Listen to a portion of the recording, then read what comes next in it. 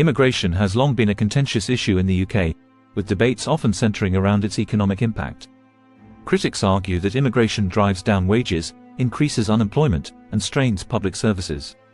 However, a closer examination of the latest data from 2024 and future forecasts suggests that these concerns may be overstated. This video talks about the multifaceted economic impacts of immigration, considering contributions to government finances, effects on wages and housing, and its role in GDP growth and the labour market. One of the most significant ways in which immigration impacts the UK economy is through contributions to government finances. Legal migrants are entitled to healthcare and various social benefits, but they also contribute significantly to public coffers through taxes. The fiscal impact of immigration varies depending on the origin of migrants, with data showing a distinction between EU and non-EU migrants. EU migrants, particularly those from the European Economic Area, EEA, be net contributors to the UK's public finances. This positive contribution is largely attributed to the fact that most EU migrants are of working age and are less likely to bring dependents or retire in the UK. A 2024 update from the Migration Advisory Committee, MAC, highlighted that each additional EEA migrant is expected to make a net contribution of approximately £80,000 over their lifetime. This figure has been adjusted slightly upward from previous estimates due to updated projections of economic conditions and public spending. The situation is more complex for non-EU migrants. While they also contribute to the economy, their overall impact on public finances tends to be less positive compared to their EU counterparts. However, recent studies have shown that non-EU migrants still have a better fiscal impact than the average UK-born citizen, mainly because they often enter the UK as skilled workers or students. The MAC's 2024 report suggests that non-EU migrants make a net positive contribution when considering their lifetime tax payments versus the benefits and public services they consume. When comparing the UK's experience with other countries, the Danish example often comes up. A 2018 study by the Danish government claimed that non-Western migrants to Denmark hurt public finances. While this finding might not be directly applicable to the UK, it underscores the importance of context in assessing the fiscal impact of migration. The Organisation for Economic County Operation and Development, OECD, has modelled that high levels of net migration can lead to lower government borrowing and improved public finances, particularly in countries with ageing populations and labour shortages. A common argument against immigration is that it suppresses wages by increasing the supply of labour. This claim is based on the assumption that while the labour supply increases, demand remains unchanged, leading to downward pressure on wages.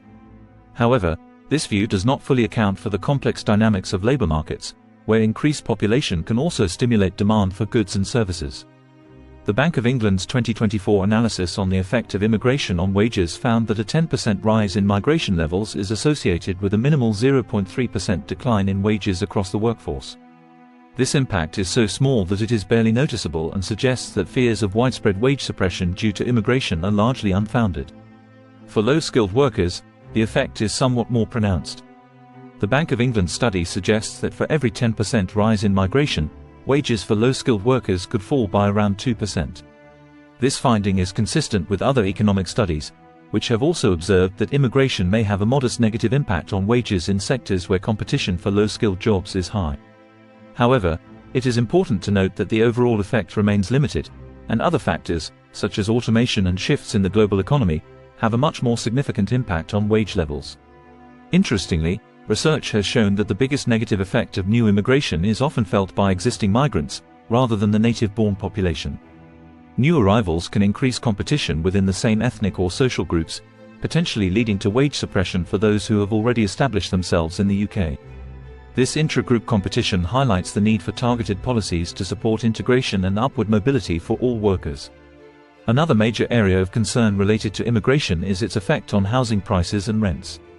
With the UK experiencing a housing shortage, the role of immigration in driving demand has become a hotly debated issue. Over the past 2 years, rents in the UK have increased by 22%, a trend that has often been linked to high levels of net migration.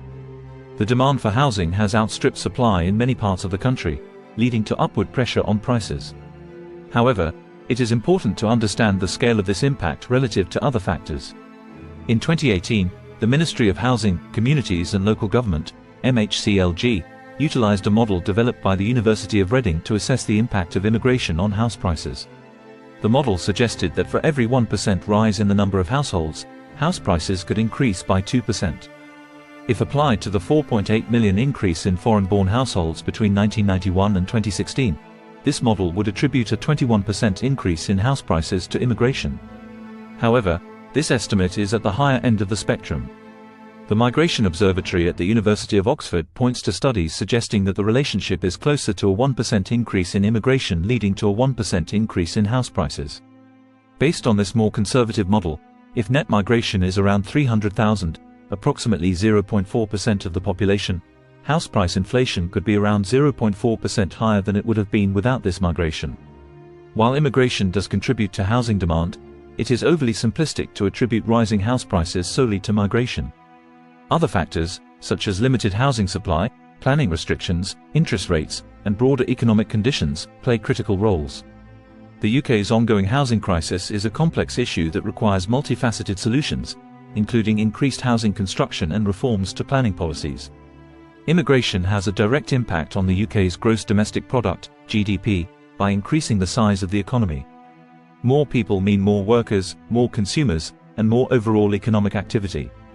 However, understanding the true impact of migration on economic growth requires looking beyond headline GDP figures.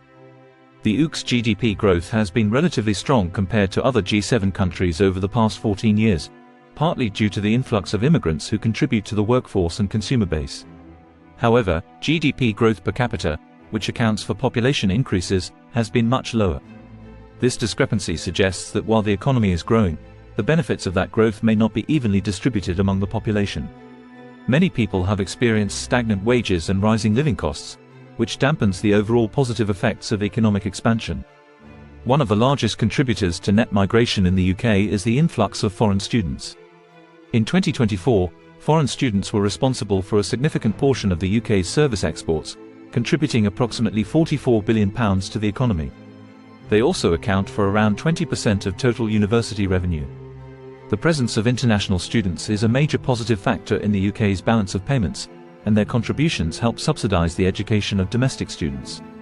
Without this influx of foreign students, universities would face severe financial pressures, likely leading to higher tuition fees for UK students and potentially compromising the quality of education.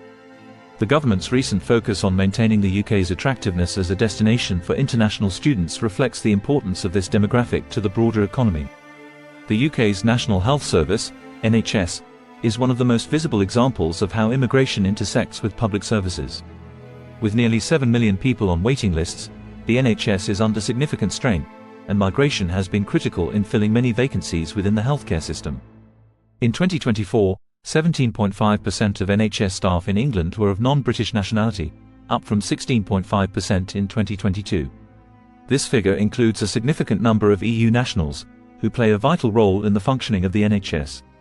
Care workers, nurses, and doctors from abroad are essential in supporting the aging population and maintaining healthcare services. As the UK population continues to grow and age, the demand for healthcare services will only increase.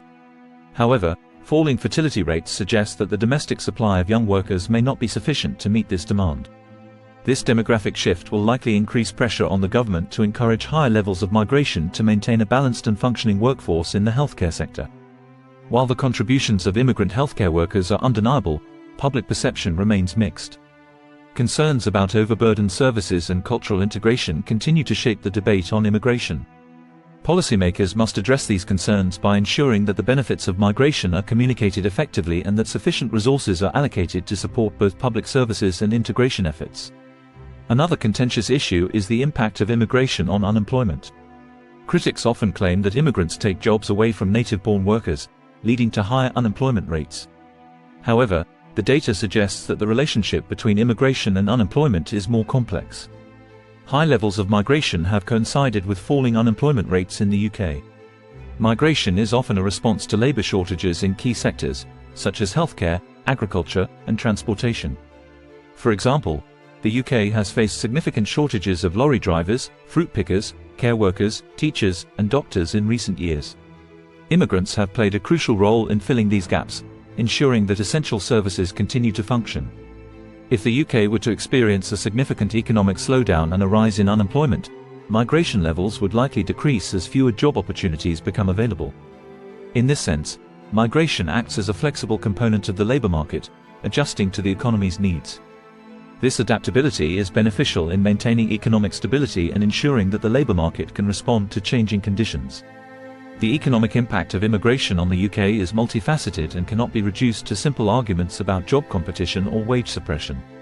While there are legitimate concerns about the effects of immigration on wages, housing, and public services, these issues are part of a broader economic landscape that includes factors such as technological change, global trade, and domestic policy choices. The evidence suggests that immigration has been a net positive for the UK economy, contributing to GDP growth, supporting public finances, and addressing critical labour shortages.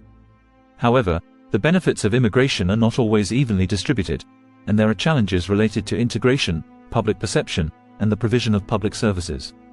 As the UK looks to the future, it will be essential to develop policies that maximise the economic benefits of immigration while addressing the concerns of those who feel left behind. This approach will require a nuanced understanding of the complex dynamics at play and a commitment to fostering a more inclusive and prosperous society for all.